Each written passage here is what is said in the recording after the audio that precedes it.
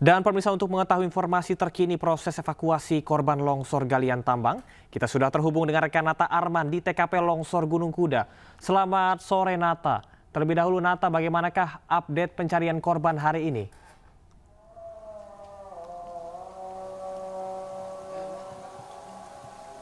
Ya, selamat sore menjelang malam Camar dan juga pemirsa, dapat kami sampaikan terkait dengan pencarian pada hari ketiga ini tadi sempat dihentikan pada pukul setengah 12 siang lantaran terjadi longsor susulan sekitar pukul 11:10 waktu Indonesia Barat. Setelah beberapa menit dilakukan proses evakuasi dari penemuan jenazah yang berada di sisi sebelah kanan yang terjadi longsor.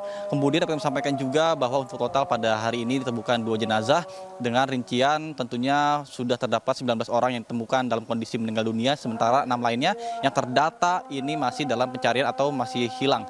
Namun tadi berdasarkan kami berbincang dengan beberapa masyarakat yang ada di sini, yang terutama mereka yang memiliki usaha jualan makanan, jualan minuman, mengatakan bahwa kesaksiannya dirinya mengatakan bahwa ketika proses ataupun tragedi tanggal 30 Mei 2025 ini, jadi ada beberapa dump truck yang berisi lebih dari 5 sampai dengan 6 orang. Jadi karena memang untuk tambang batu alam ini ada beberapa batu kapur yang digunakan untuk berbagai bahan industri, kemudian juga ada beberapa batu yang dipilah-pilah lagi untuk dijadikan seperti ubin, kemudian juga marmer atau hiasan-hiasan batu.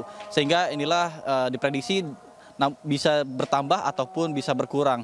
Dan yang jelas untuk pencarian pada hari ini dihentikan sekitar pukul 11.30, kemudian akan dilanjutkan pada besok pagi sekitar pukul 7 waktu Indonesia Barat. Kemudian untuk prosesi dari pencarian juga nantinya pada besok hari akan dihadirkan berupa alat yang bisa mendeteksi terkait dengan kondisi gunung, mengingat untuk antisipasi terjadinya hal serupa yang terjadi pada tadi sekitar pukul 11:10 waktu Indonesia Barat. Sementara Camar. Terima kasih rekan Nata Arman melaporkan langsung dari Cirebon, Jawa Barat. Tetap semangat dan juga tetap berhati-hati. Polresta Cirebon, Jawa Barat menetapkan 2 tersangka dalam insiden longsornya tambang Gunung Kuda Cirebon. Kedua tersangka merupakan pemilik tambang dan kepala teknik yang dianggap lalai terhadap peringatan petugas terkait dengan metode penambangan maupun penghentian aktivitas tambang.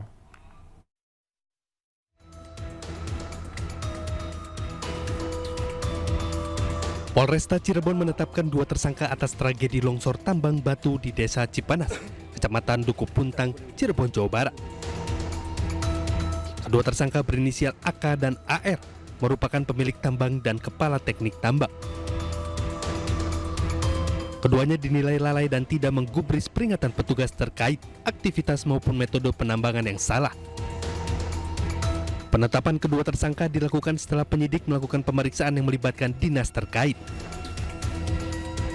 Selain menetapkan 2 tersangka, petugas juga menyita sejumlah barang bukti, diantaranya dokumen perizinan, ekskavator dan dump truck milik Koperasi Pondok Pesantren Al-Zariyah.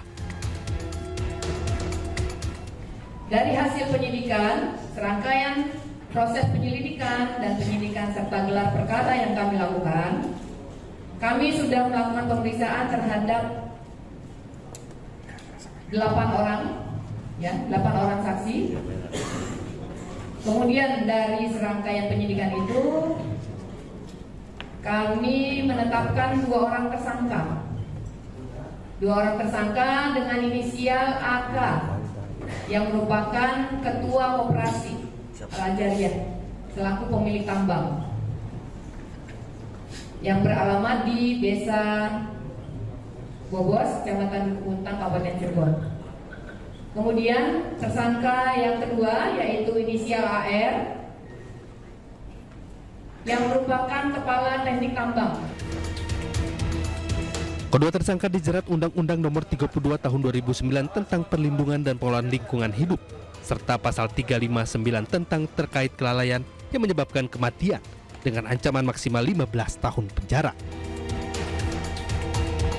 Dari Cirebon, Jawa Barat, Toy Iskandar, iNews melaporkan. Ribuan buruh menggelar aksi unjuk rasa di kawasan Patung Kuda Monas, Jakarta. Mereka memprotes terkait dengan maraknya PHK hingga menuntut pemerintah tindak tegas praktik impor ilegal.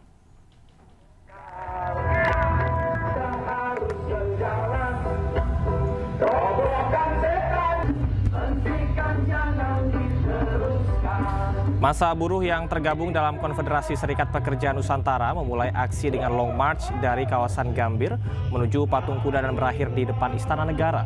Mereka membawa spanduk dan juga poster yang berisikan tuntutan pencabutan Undang-Undang Cipta Kerja serta penolakan terhadap praktik impor ilegal yang dinilai menyebabkan gelombang PHK di berbagai sektor industri. Selain itu, para buruh juga menyoroti kebijakan pemerintah yang dinilai tidak berpihak pada pekerja serta mendesak adanya perlindungan hukum yang lebih kuat bagi buruh di Indonesia.